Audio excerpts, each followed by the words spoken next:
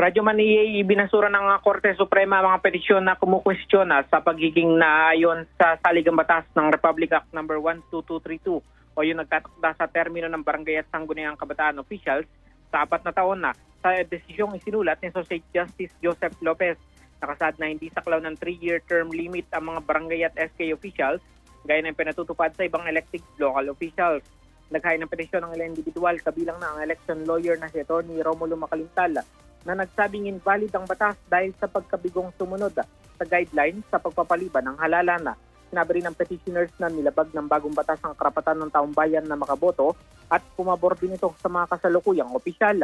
Pero sabi ng kataas-tasang hukuman, ang Kongreso ang may tanging kapangyarihan na magtakda ng termino ng mga barangay officials. Sa ilalim ng bagong batas, isasagawa sa unang Lunes ng November 2026 ang susunod na BSKE at idaraos naman kada 4 na taon dahil sa pagpapaliban ng halalan na unang nakatakda sa unang araw ng Disyembre ngayong taon. Sinabi ng Korte Suprema na mananatili sa pwesto mga kasalukuyang opisyal hanggat hindi pa nahahalal ang mga kapalit. Kasama mo sa DCXL RMN Manila, Radyo Manjairos, Peña, Florida, Tatak RMN.